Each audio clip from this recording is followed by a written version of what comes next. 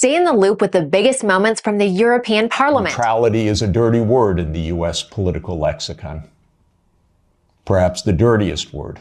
At least if you're an enemy, we know you're an enemy. If you are neutral, you're subversive.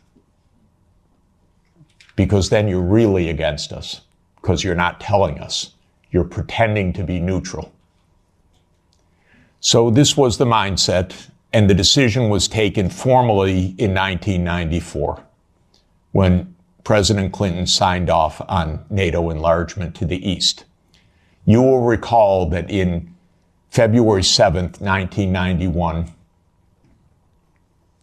Hans-Dietrich Genscher and James Baker III spoke with Gorbachev. Genscher gave a press conference afterwards where he explained, NATO will not move eastward.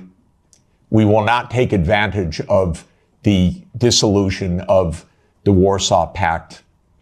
And understand that was in a juridical context, not a casual context. This was the end of World War II being negotiated for German reunification. And an agreement was made that NATO will not move 1 inch eastward. And it was explicit, and it is in countless documents. And just look up National Security Archive of George Washington University, and you can get dozens of documents. It's a website called What Gorbachev Heard About NATO. Take a look, because everything you're told by the U.S. is a lie about this. But the archives are perfectly clear. So the decision was taken in 1994 to expand NATO all the way to Ukraine. This is a project. This is not one administration or another. This is a U.S. government project that started more than 30 years ago.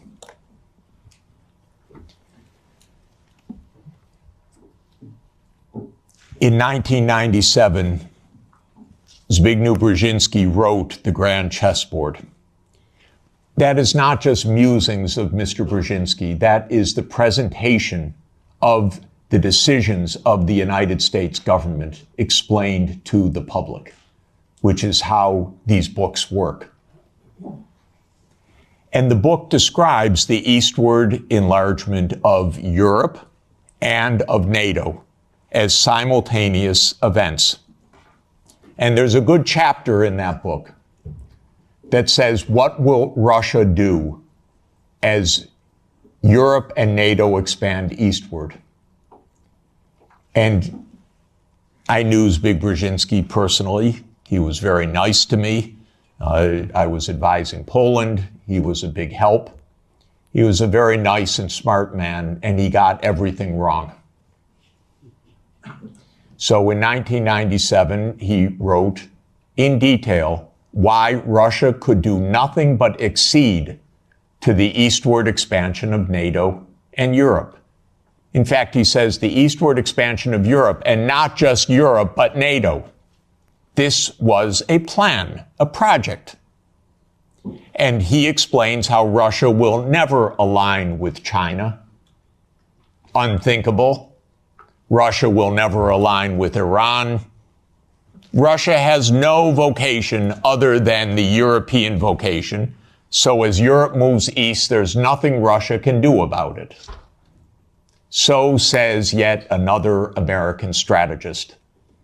Is it any question why we're in war all the time? Like, share, and subscribe, and let us know your thoughts in the comments. We'd love to hear from you.